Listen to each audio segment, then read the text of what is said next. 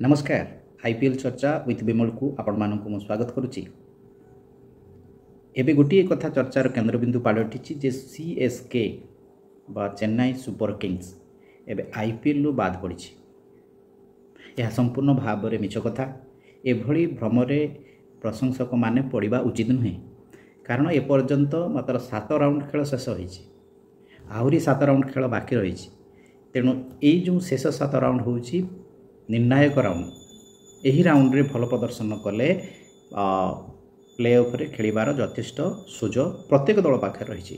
तेणु एपर्यंत 1 रु 10 पर्यंत कौन दल टूर्नामेंट रु बाद पड़ी ना।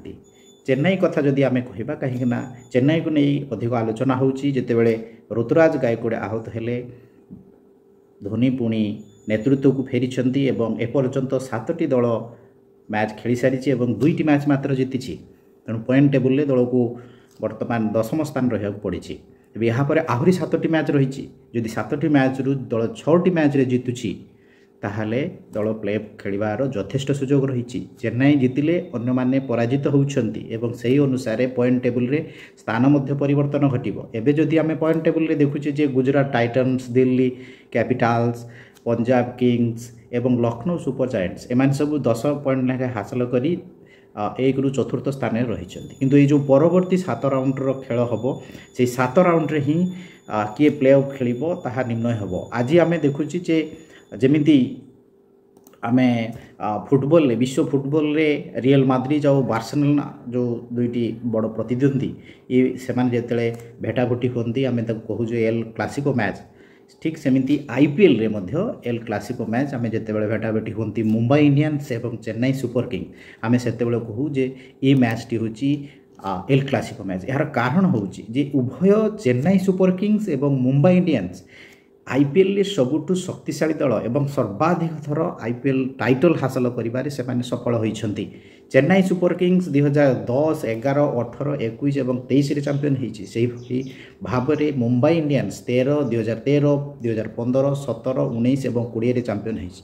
तेणु यह दुईटा जाक शक्तिशाली दल जिते मुहांमुही होती सेतेबेले दर्शक हूँ, क्रिकेट प्रेमी हूँ, सारा विश्वर नजर क्रिकेट प्रेमी नजर यही मैच उपरे थाए। आउ रविवार एमती गोटे मुकाबला आज वानडे स्टाडियम रे देखा मिलिबो। तेणु यही मुंबई इंडियंस एवं चेन्नई सुपर किंग्स मुहांमुही हेबे। तेबे आमे पुणी थरे सेही कथा को आसी पहुँचवा जे सुपर किंग्स वर्तमान सुधा जो 7टी मैच खेली 7टी मैच रु क्रमान्वय रे दल जो प्रथम मैच जीति थिला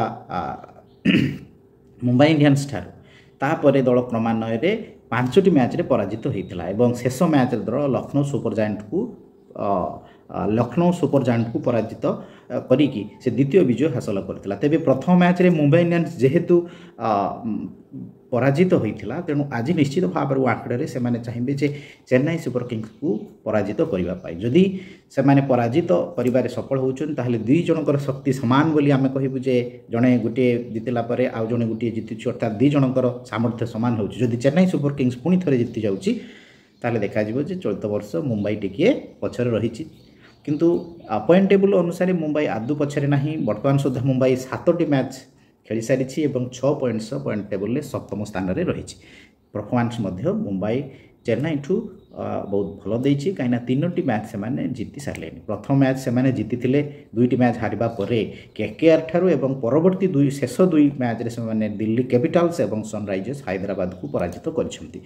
तेणु एबेठू कहवा अनुचित हम जे चेन्नई सुपर किंग्स दौड़ू बाद पड़ी प्ले ऑफ दौड़ू एवं चेन्नई सुपर किंग्स जो माने प्रशंसक माने रही से माने एबेठू निराश मन करवा अनुचित। जदियो दल में गायकवाड़ अनुपस्थित दल में टिके बैटिंग असंतुलन देखा देइछि, तथापि धोनी अच्छी जी होती रणनीति रे माहिर।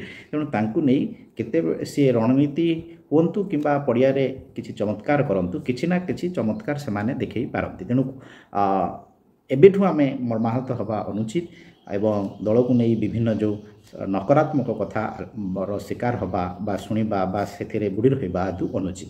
तेणु जो मैंने अच्छा चेन्नई सुपर किंग्स प्रशंसक से मोर अनुरोध एबेठू दल को मत उत्साहित करूँ और प्रार्थना करूँ जे दल जमी परवर्ती सबू मैच रे विजय हो। जदि दल परवर्ती 7टी मैच रु जदि भी 6टी जीतुची ताहले प्ले ऑफ खेलिबा निश्चित ରହିଛି।